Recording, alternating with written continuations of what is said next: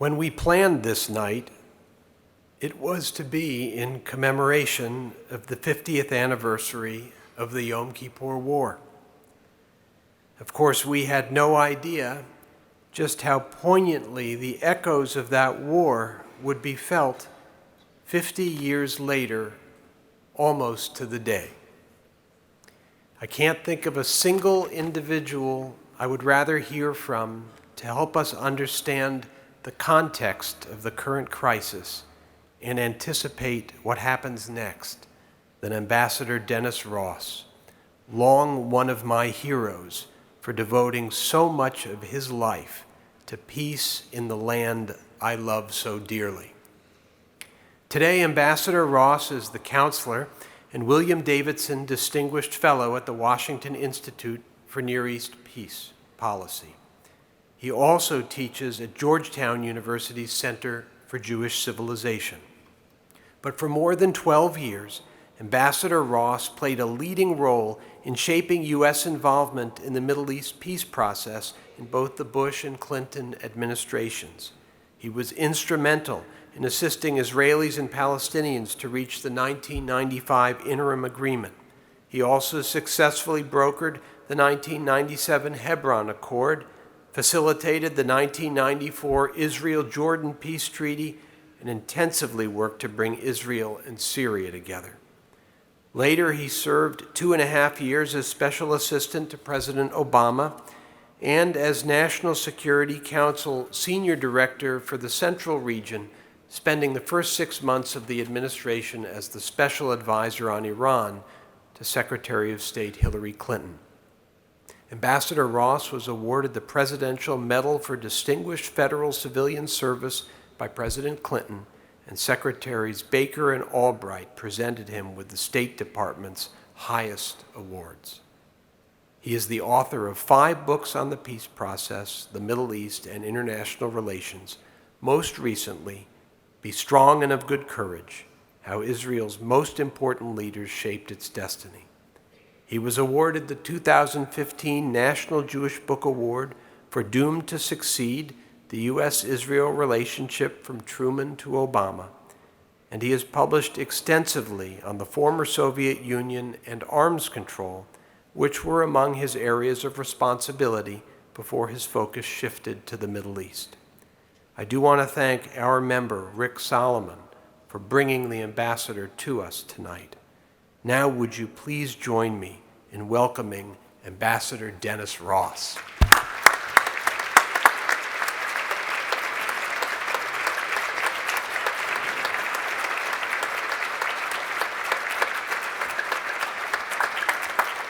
Thank you.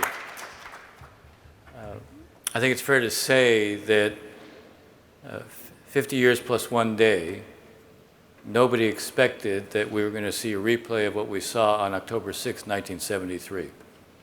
But that's exactly what we saw.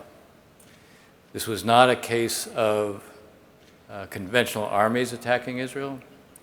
It was a case of a non-state actor. And I can imagine as you sit here, you ask the question, how could it have happened? How could Israel, having suffered a strategic surprise 50 years before, how could it suffer again the same kind of strategic surprise?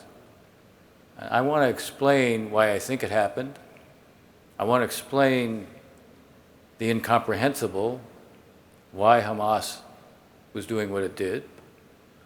And then I want to talk a little bit about what Israel does now. All of us, I think, are shaken by it.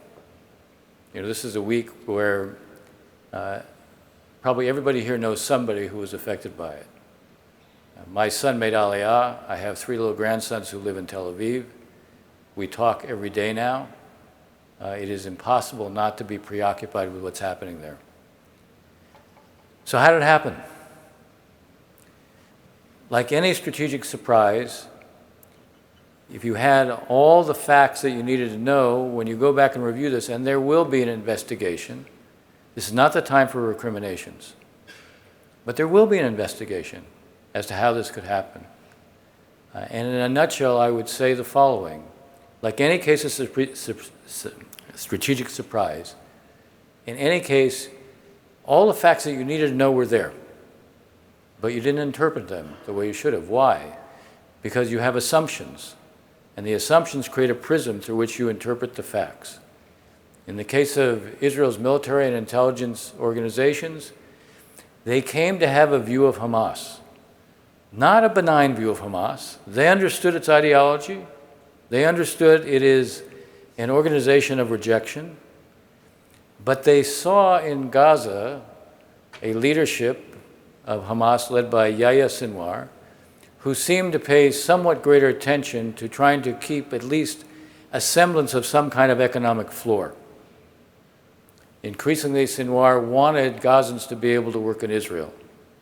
Gazans who work in Israel, and Israel was allowing 20,000 a day into Israel, they make 10 times what they could make in Gaza if you could be employed in Gaza, and there's 50% unemployment.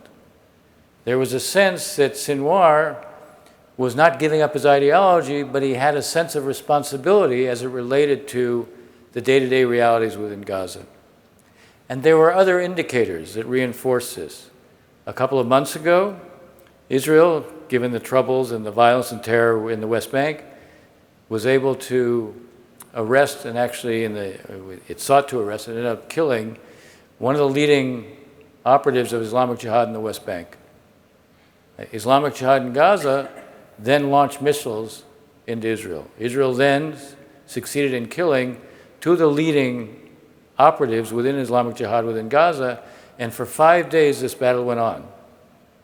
Hamas never joined it. So you're looking at the situation, and what are you seeing? You're seeing Hamas interested in preserving workers going into Israel.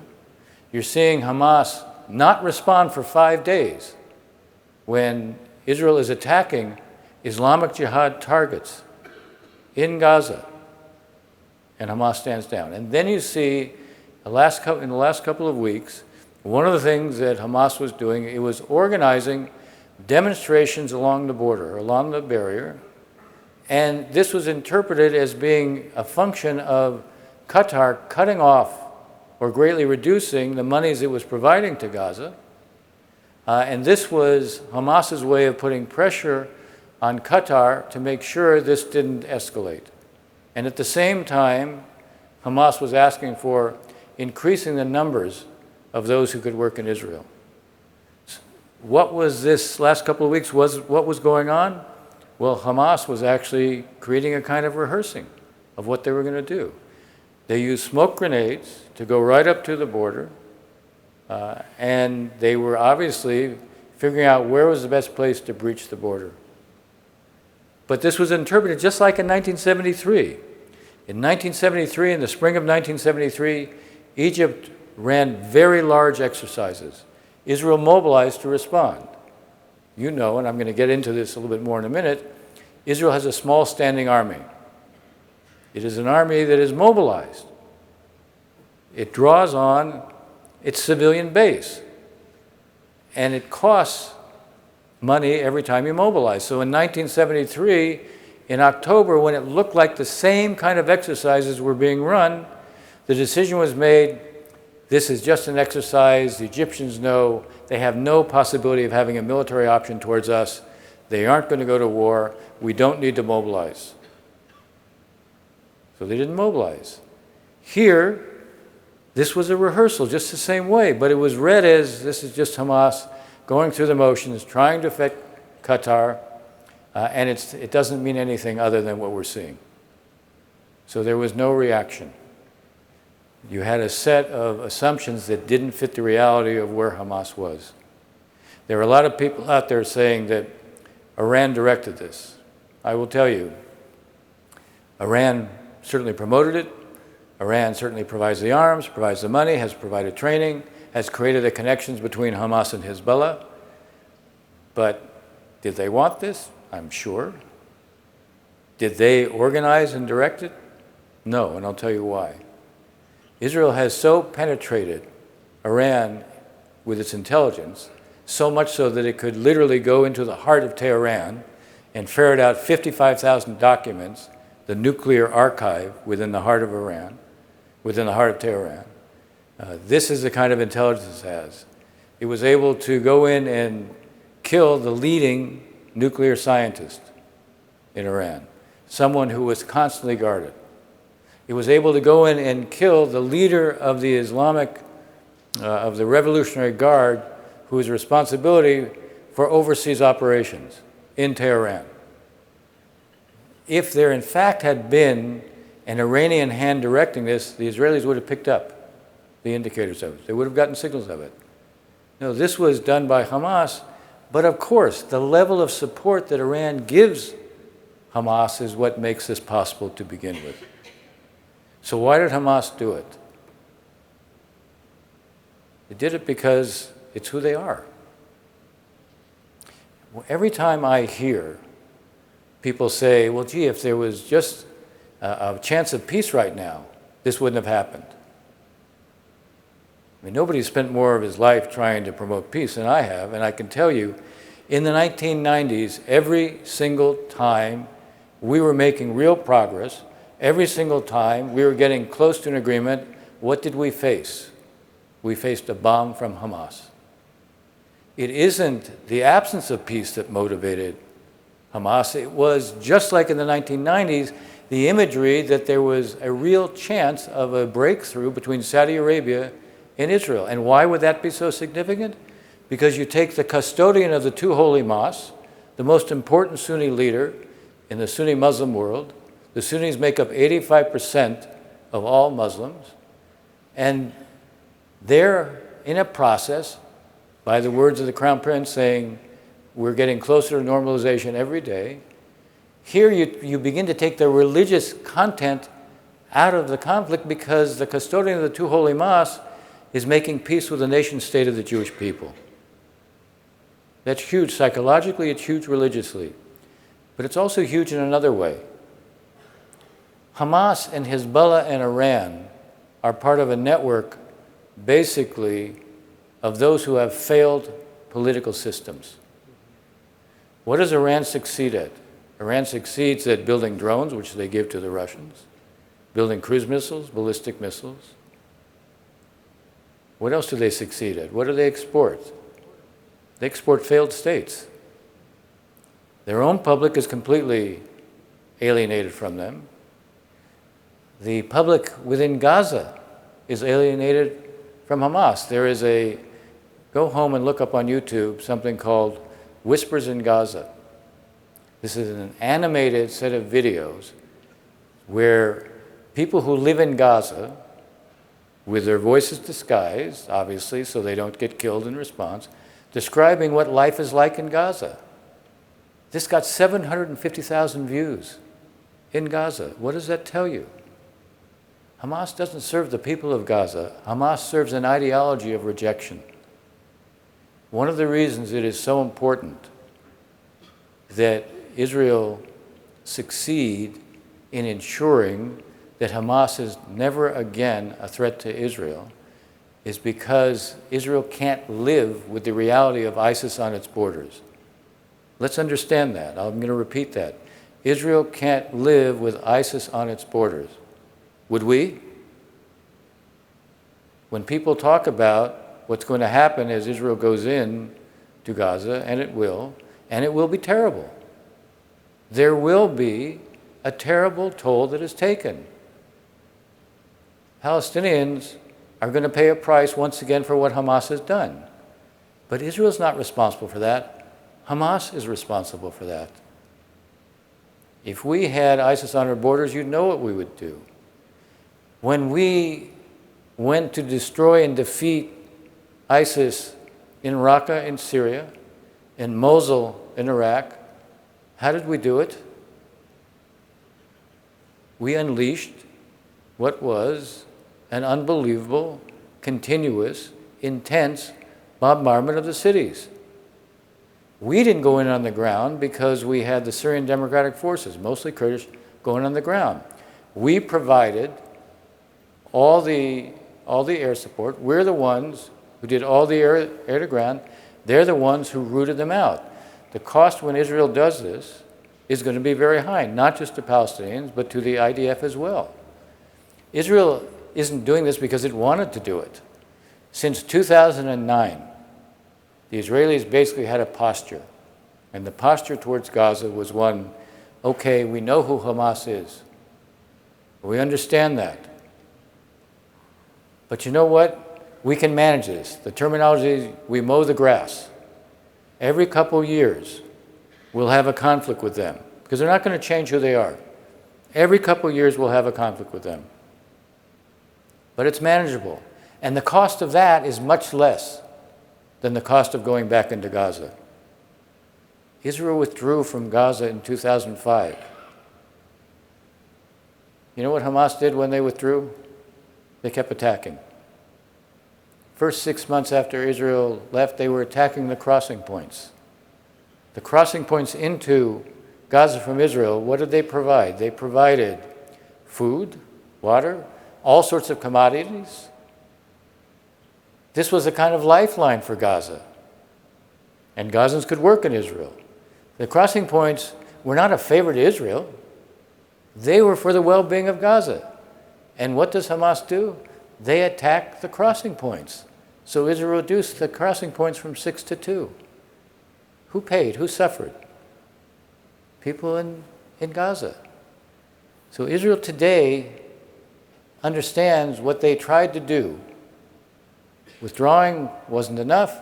Managing a reality with Hamas where every couple of years you accept a certain price, they now know they can't do that any longer. And when I say Israel knows, I mean left to right. When Hamas went into Israel, when it went into Israel, what was it doing? Did it distinguish between Israelis who favor peace? Did it distinguish between those who don't, who think we should be wiping out Hamas? They drew no distinctions at all. They went in to simply kill everyone they saw. What sort of a movement, what sort of a cause kills babies? It's incomprehensible. What sort of a movement goes and rapes women and then kills them or takes them back as hostages? What sort of a movement takes an 85-year-old woman in a wheelchair back into Gaza? You know, we are dealing with what is the equivalent of ISIS. And one cannot expect Israel to live with it next door. And you now have, from left to right, everyone in Israel has the same attitude. We cannot live with them. We are going to have to decapitate them. We're going to have to disarm them. Whether they can fully replace them or not, Israel will have to think about the day after. The one thing we've learned is when regimes are changed, you create a vacuum. And the vacuum gets filled. Now, Israel doesn't want to stay there. The whole idea of going back in and reoccupying Gaza is the last thing Israel wanted to do. It will probably end up in a situation where it either reoccupies Gaza for a while and then you create some kind of interim administration, and you create an interim administration where you tie complete demilitarization to reconstruction. There will be a massive need for reconstruction in Gaza after this. But it cannot take place unless there has been demilitarization and there is a mechanism from the outside that is credible that ensures whoever emerges in Gaza, or God forbid that in some form Hamas comes back, they cannot rearm. If you create that and a new basis, a new reality in Gaza, that actually can create a different set of possibilities for the future. If Hamas is seen as losing decisively, the prospect of the Saudi-Israeli breakthrough will come back. If Hamas is seen as somehow winning, then that ideology of rejection will be given an enormous boost in the region. Hamas will have an ability to claim, you see, our way works. Look at the pain, look what we did to the Israelis, and we succeeded. Why did Hamas take hostages? For two reasons. One, to deter the Israelis from what they're now going to do. And two, to trade them for Palestinian prisoners. This was going to be their great victory. They prevented Israel from coming in, so Israel couldn't defeat them, and they were going to have trophies. And those trophies would be the testament to the success of their ideology. And that would have put the Saudis and everybody else on the defensive in the region. There cannot be an outcome where Hamas is seen as winning in any form. There must be an outcome where Hamas is seen as having decisively been defeated, so that what they did is a lesson for everyone. Coming out of this, there is a possibility of a real change for the future.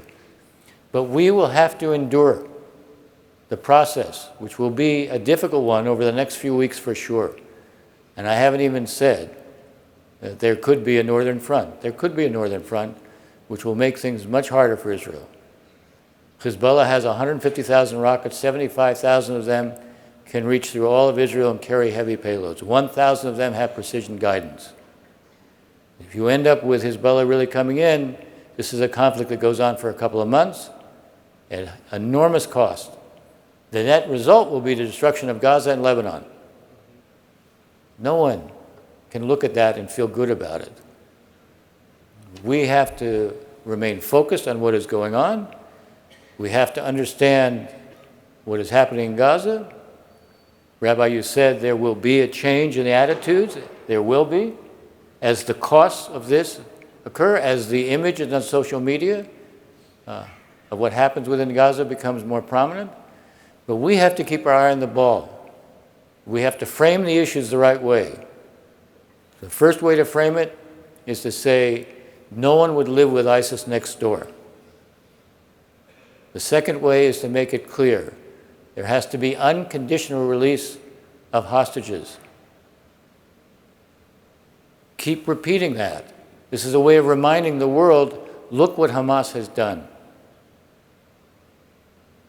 And the third point has to be, Israel cannot live in a situation where it faces an enemy determined to constantly kill it next door. Keep repeating these 3 points, and we will be able to frame this issue in a way that is understandable and avoids this issue of moral equivalence.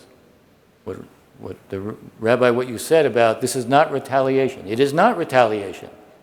This is self-defense to ensure that Israelis can live without the sense that someone's going to come knock on their door and gun them down, or in some of what happened when the Hamas fighters or terrorists couldn't break in, they simply set the houses on fire. This is who they are. There wasn't a shred of humanity that was seen. This is what has to be constantly reminded to everybody internationally. In the end, we may well come out of this with a very different trajectory and with a very different sense of possibility. That's what we also have to keep in mind as we look ahead.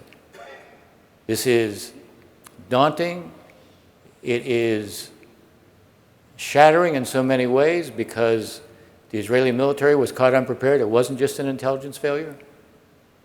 It was because the Israeli military was built up on the northern border because of provocations from Hezbollah, and built up in the West Bank because of what were daily acts of terror and violence within the West Bank. And this border was left largely unattended. There was a sense there couldn't be a surprise, that Israel would have time if there was any real threat. Well, it turned out they didn't. But you should also know the heroism of those who fought them greatly outnumbered, which is, think of it, those who were there were greatly outnumbered. And yet they fought back, and I will conclude with this. All the divisions that existed within Israel beforehand, they have disappeared. It doesn't mean, as I said, there won't be recriminations later on. There will be. This was the darkest day in Israel's history. There will be. There will be accounting. There will be accountability. That's what democracies do. But today in Israel, the reserves who get called up, they're oversubscribed. There has been a higher turnout of reservists than at any point in Israel's history. You look at what's going on within the country, you have lines that go on for blocks of people giving blood. You have people giving money because there were shortages of material, not just in the hospitals that you're now giving to in Ashkelon, but even in terms of reservists not having bulletproof vests. All the hospitals need more material. The public in Israel is coalescing to provide that. And obviously they need help from the outside. But this sense that there is no choice, that we're all in this together, that feeling is profound. And one of the reasons you now have a national unity government again is to demonstrate the unity on the one hand and to send a signal to Hezbollah. Because Hassan Nasrallah of Hezbollah made it very clear that what was going on in Israel was a sign of its weakness. He saw the divisions as a sign of the weakness. No doubt Hamas did as well. A national unity government sends a sense of A, we're unified, and B, it's part of restoring Israel's deterrent. One of the reasons Israel, in the end, will succeed, even at very high cost, is because it has to restore its deterrent, and if it does, you'll find that deterrent has benefits not only in terms of preventing future conflicts, but it will also help to create the climate in which those in the Arab world who already understood, as you see in the Abraham Accords, why it is in their interest to build a relationship with Israel, because they want to build a future for their own people that has a sense of possibility and offers prosperity. Thank you very much.